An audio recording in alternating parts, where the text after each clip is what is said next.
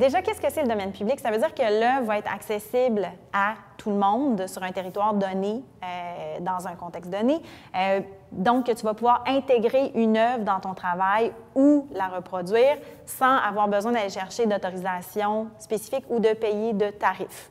Quand une œuvre tombe-t-elle dans le domaine public?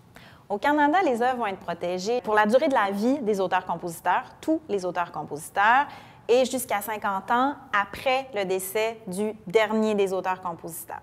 Donc, s'il y a plusieurs auteurs-compositeurs sur une œuvre, ça va être 50 ans après le décès du dernier auteur-compositeur. Ça va varier d'un pays à l'autre, en fait. Au Canada, c'est 50 ans, mais dans certains pays, ça peut être 70, 75, 80, jusqu'à 100 ans. Aux États-Unis, en France, par exemple, c'est 70 ans après le décès du dernier des auteurs-compositeurs. Quand on travaille sur un projet, c'est important de savoir que ce n'est pas le pays d'origine de l'auteur-compositeur qui va compter, mais bien le pays où le projet va être produit.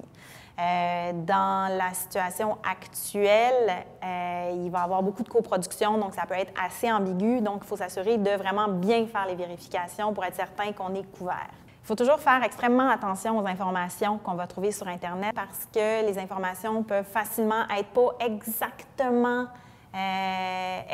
exactes et ça peut avoir des conséquences qui sont assez importantes pour un producteur de contenu ou pour un artiste. Au niveau des auteurs-compositeurs, il faut faire attention aussi aux arrangements. Il y a plusieurs exceptions qui sont possibles. Ce n'est pas des exceptions à la loi comme telle, mais c'est des exceptions en fonction du contexte de l'œuvre ou du contexte des auteurs-compositeurs. Par exemple, s'il y a des arrangements sur une œuvre, même si c'est une œuvre folklorique, il peut y avoir un arrangement sur l'œuvre que finalement, c'est cet arrangement-là que tout le monde connaît puis qu'on ne s'en rend même pas compte, mais c'est l'arrangement qui est encore protégé, sur lequel il y a encore des droits qu'on est en train d'utiliser.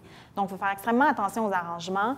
Une autre situation qui est assez fréquente, c'est des cas où la version originale dans la langue d'origine va être du domaine public, mais il y a eu une traduction qui aura été faite en cours de route qui, elle, n'appartient pas encore au domaine public.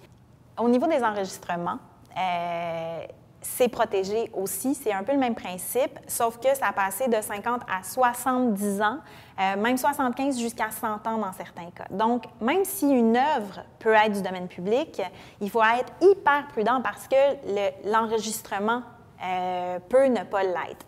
Pour s'assurer qu'un enregistrement va être du domaine public, encore là, c'est un autre défi parce que pour s'assurer d'avoir vraiment la bonne date de publication, à moins d'avoir l'album physique dans tes mains, c'est hyper difficile d'être certain. Donc, il y a plein d'exceptions. Il faut être super prudent, même si ça a l'air évident. Je pense que ça mérite toujours de faire des vérifications. Puis encore là, c'est de s'entourer d'experts, de gens en qui tu as confiance, qui sont professionnels là-dedans, qui peuvent t'aider, t'orienter et te donner des confirmations qui sont difficiles à obtenir autrement.